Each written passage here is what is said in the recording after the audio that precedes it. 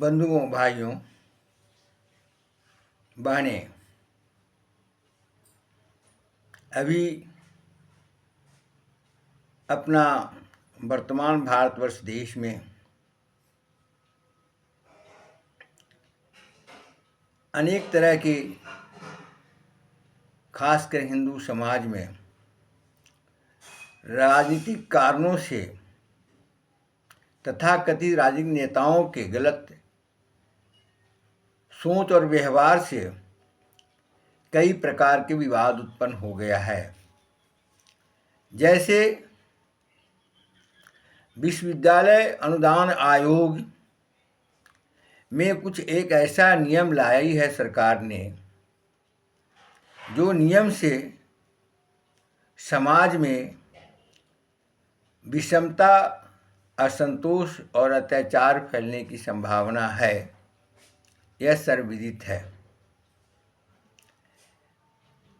और बार बार जो मैं देख रहा हूँ समाचार चैनल पर, समाचार पत्रों में, यूट्यूब में सवर्ण शब्द का प्रयोग हो रहा है। बंधुओं, बहनें, दुनिया में जितने भी तरह के मनुष्य हैं, चाहे वो सनातन धर्मावलंबी हों या मजहब में मुसलमान हों या ईसाई हों या सनातन धर्म का अंग में जैन हों, बौद्ध हों, सिख हों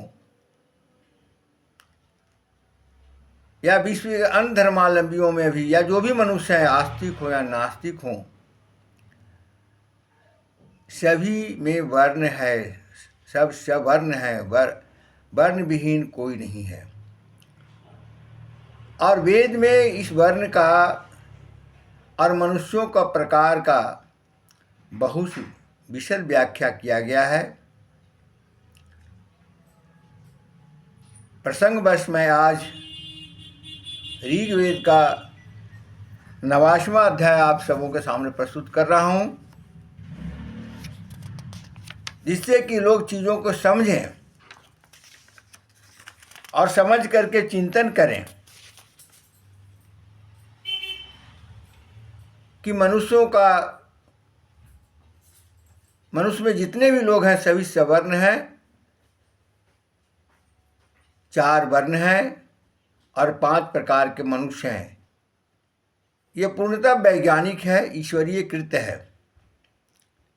मनुष्यों के द्वारा ये नहीं बनाया गया है। हाँ, ये बात बिल्कुल सही है कि जैसे खेतों को उन्नत करने के लिए लोग अच्छे किस्म का पौधे और बीज को डालते हैं, उन्नत खेती करते हैं, उसी तरह से महाभारत काल में जब लोगों के अंदर में वर्ण संकर उत्पन्न हो गए थे, अनेक विजातियों में शादी ब्याह शुरू हो गया था, आपस में काफ़ी संघर्ष हुआ था, तो बाद में उस समय का ऋषि मुनि चिंतन करके कुल परंपरा का जो ये विकसित किया और ये किया कि ब्राह्मण का जन्मा हुआ ब्राह्मण, क्षत्रिय का जन्मा हुआ क्षत्रिय, वैश्य का जन्मा हुआ वैश्य और शूद्र का जन्मा हुआ शूद्र होंगे।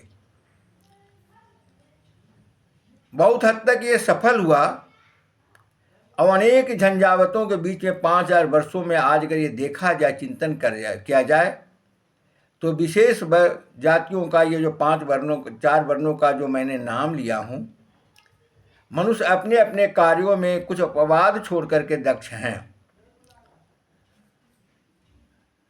आज जितने भी मंदिर हैं, बहुत प्रयास किया गया कि बाकी लोग भी, शेष समाज से लोग आकर के पूजा पत्ती करें, सेवा करें, लेकिन उनके अंदर में ये रुझान नहीं आता है और ये काम ज़्यादा ब्राह्मण लोग करते हैं।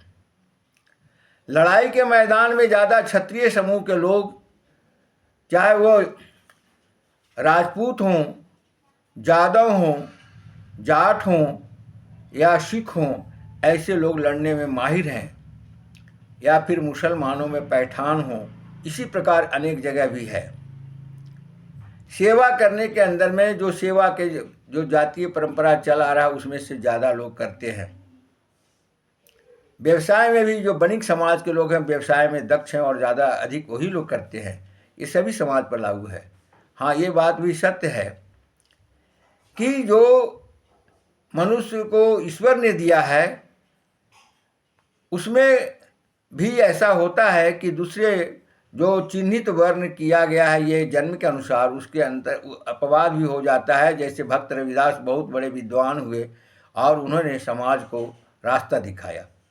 अंबेडकर बहुत बड़े विद्वान हुए और समाज को रास्ता दिखाया।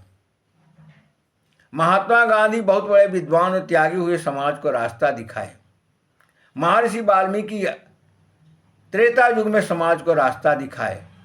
द्वापर में विदुर समाज को रास्ता दिखाए। ऐसे होते आए हैं। तो दोनों तरह की व्यवस्था चल रही है। इसमें संघर्ष की जरूरत नहीं है, समझदारी की जरूरत है। कोई भी जाति, कोई भी वर्ण अपने को दूसरे वर्ण में ढाल सकता है यदि उसका उस प्रकार का विचार हो। मैं एक गीत कहने के बाद मैं 90वां अध्याय पर आऊँगा। पथ का अंतिम लक्ष्य नहीं है सिंहासन चढ़ते जाना, सब समाज को लिए साथ में आगे है बढ़ते जाना।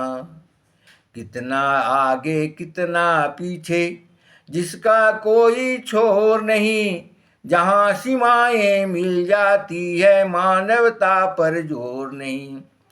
अब बंधुगण, मैं 89वें अध्याय में बोल रहा हूँ। बीच में प्रसंग बच चुकी, आज देश में एक प्रकार का विचार संक्रमण चल रहा है, इसलिए कहना आवश्यक हो गया।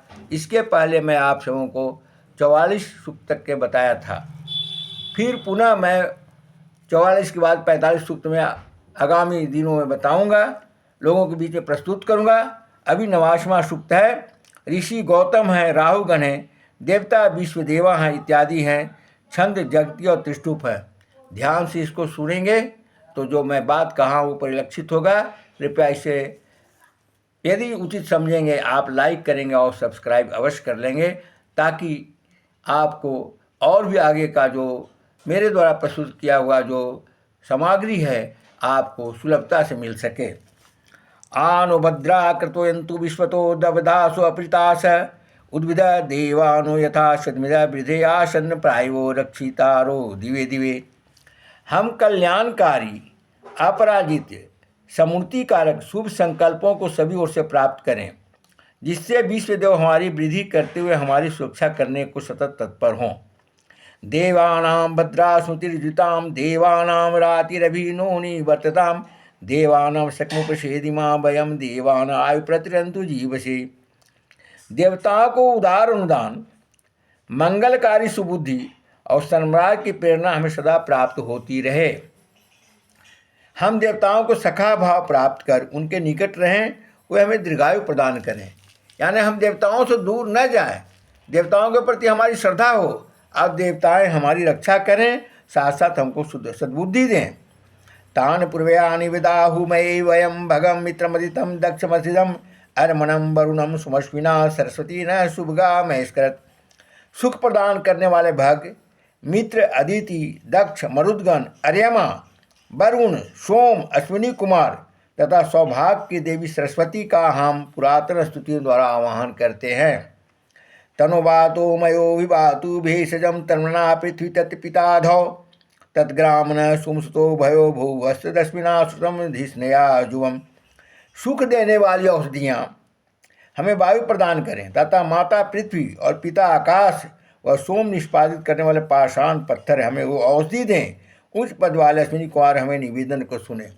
बंधुओं, जो पर्वतों को श्रद्धापूर्वक पूजा करने की जो सनातन धर्म में जो एक परंपरा है, और आप देखते हैं कि जो कम पढ़े लिखे लोग हैं हमारे वनवासी बंधु भी जो पूजा पर्वतों को मोरांग गुरु के नाम से करते हैं, यह वेद का ही ऋग्वेद का ही दिया हुआ है, जहाँ से मुझे औषधि प्राप्त होता है। तमिशानम जगत अस्तुतम धियजिन वसेहु मये वयम पूषानो यथा वेद शाम सद्वृद्धे रक्षिता पायुर्दब्ध स्वस्थ। स्थावर जंगम के पालक, बुद्धि के प्रेरिता, जगत के देवताओं को हम अपने संरक्षण के निमित्त आवाहित करते हैं। पूषा हमारी सुरक्षा में सहायक हों एवं कल्याणकारी ईश्वर की वृद्धि करें। यानी सूर्यदेव हमारा सहायक हों, हमारे ईश्वर की वृद्धि करें। अब जो आगे मैं श्लोक बोल रहा हूँ, ये 2 श्लोक प्रत्येक पंडित जी अपने पूजा में कहते हैं। लेकिन कई पंडित जी से मैं पूछा, ऐसा नहीं कि पंडित जी लोग नहीं जानते, बहुत से विद्वान, हजारों पंडित हैं ही नहीं, लाखों पंडित हैं जो इस बात को जानते हैं, लेकिन हजारों ऐसे हैं जो नहीं जानते हैं। वो कहते हैं ये मैं पूजा पत्ति से कह रहा हूँ, लेकिन ये पूजा पत्ति में ऋग्वेद से ही आया है। ऋग्वेद का प्रथम खंड का 89 अध्याय से आया है, जिसे स्वस्ति वाचन में प्रत्येक पंडित जी, पुरोहित जी कहते हैं, वह मैं कह रहा हूँ। स्वस्ति न इंद्रो वृषभा, स्वस्ति न पूषा विश्ववेदा, स्वस्ति न साक्षरो अरिष्ट नेमी, स्वस्ति नो बृहस्पतिर्धातु।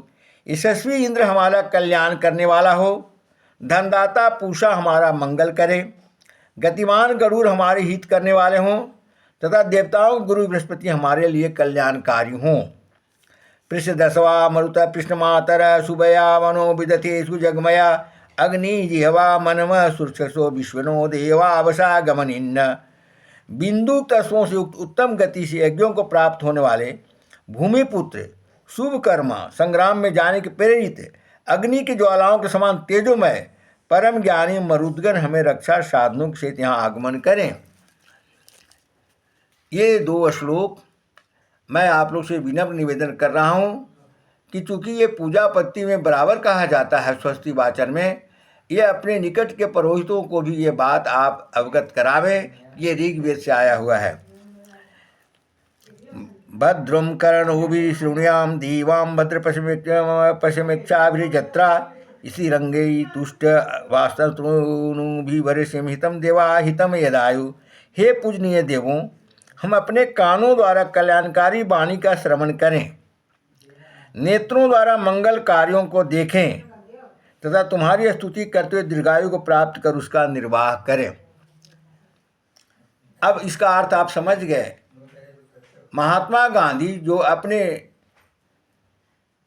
कार्यालय में 3 बंदर का जो प्रतिमा रखते थे, एक कान बंद किए हुए, एक आंख बंद किए हुए, एक मुंह बंद किए हुए, यहाँ से ही उन्हें संभवतः चरितार्थ हुआ होगा और इस बात को वो रखे होंगे।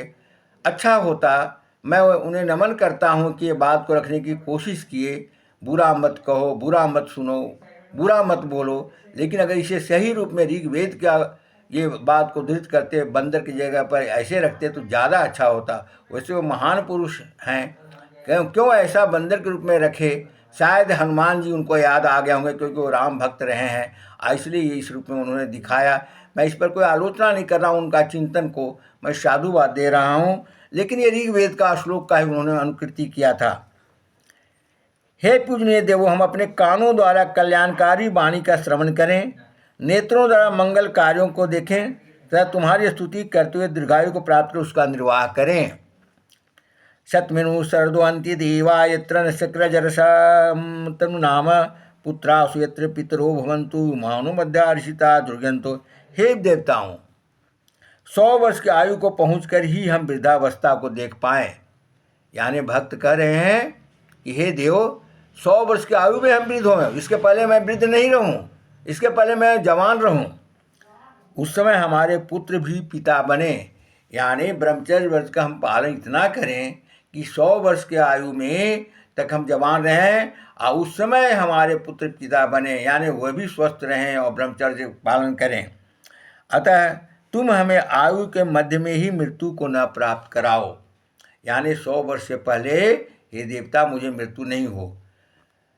कितना दुर्भाग्य है कि लोग सोचते हैं कि कम उम्र में ही मर जाना अच्छा है, लेकिन वेद में ऐसा नहीं कहा गया है। वेद में कहा गया है कि आप धर्म आचरण करें, संयमित रहें तो 100 वर्ष तक जिए और 100 वर्ष तक समाज का काम करें और उस समय आप वृद्धावस्था को प्राप्त करें। 100 वर्ष के बाद भी संभव हो तो 125, 150, 200 वर्ष जिए। अभी हाल फिलहाल में कुछ वर्षों पहले देवरावा बाबा का निधन हुआ, जो लोग बताते हैं 350 वर्ष उनकी आयु थी। अदिति धौतरिंतिरंतरिक्षा मदीर्ति माता स पिता स पुत्र विश्वदेवादिति पंचजनादिति जातमदिति जरनित्मम। अंतरिक्ष, माता, पिता, पुत्र, विश्वदेवा, ब्राह्मण, क्षत्रिय, वैश्य, शूद्र और निषाद आदि पंचजन्य उत्पन्न हुए और आगे उत्पन्न होने वाले सभी अदिति के प्रतिरूप हैं, यानी सूर्य के संतान हैं। अदिति सूर्य के संतान को कहते हैं, सूर्य पुत्र को कहते हैं। इसलिए सभी सूर्य पुत्र हैं, चाहे वो ब्राह्मण हों, क्षत्रिय हों, वैश्य हों, शूद्र हों या निषाद हों। ब्राह्मण, क्षत्रिय, वैश्य और शूद्र तो आप 4 वर्ण समझ गए। निषाद उसे कहते हैं जो घाटों की रक्षा करते हैं, वनों में, जलों में, जल में जो नाव चलाते हैं उन्हें निषाद कहा जाता है। जहाज चलाते हैं उसे निषाद कहा जाता है। इसके अलावे जो वनों में घाट का रक्षा करते हैं उनको निषाद कहा जाता है। और इस प्रकार के जो लोग हैं और जो वायुयान चलाते हैं वो भी इसी श्रेणी में आएंगे। और जो भी लोग कार चालक हैं, यंत्र चालक हैं, वो इस श्रेणी में आएंगे। तो इस तरह से कोई भी छोटा नहीं है, सब अपने अपने जगह पर महान है। आप वेद का अध्ययन करेंगे तो आप पाएंगे कि सभी महान है, कोई छोटा नहीं है। इसलिए श्रद्धा के साथ मैं विनम्र निवेदन कर रहा हूँ कि आप सभी वेद का अध्ययन करें, वेद को पढ़ें और वेद का प्रचार करें, अपने देवताओं के प्रति श्रद्धा करें। भारत जो विश्व गुरु है और सशक्त होकर के विश्व गुरु बना रहेगा। धन्यवाद। जय बंधु। सनातन धर्म की जय।